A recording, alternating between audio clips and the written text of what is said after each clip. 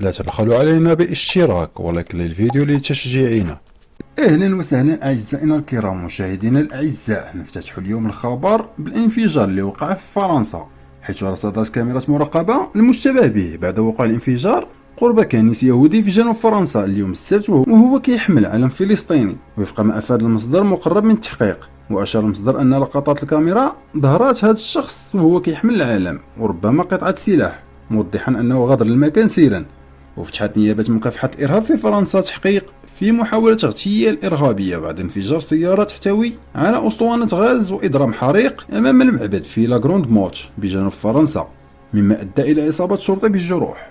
وقال مكتب المدعي العام الوطني لمكافحة الإرهاب في البيان أنه داخل الكنيس كان هناك 5 أشخاص من بينهم الحاخام ما تصابوش بأذى، مذكرا بأن التحقيقات مستمرة بشكل نشيط من أجل السماح باعتقال الجاني أو الجنات. وقال رئيس بلدية المدينة ستيفان روسينيول إن أحد العناصر ديال الشرطة البلدية تصاب في الموقع. وكما أدان وزير الداخلية جيرالد دارمانان ما وصفه بأنه عمل إجرامي على شبكة التواصل الاجتماعي إكس، وكيقول إنه بناء على طلب رئيس الجمهورية إيمانويل ماكرون غيلجؤوا لجميع الوسائل للعثور على الفاعل، مشيرا إلى تعزيز حماية المواقع اللي كتأدى فيها العبادة اليهودية.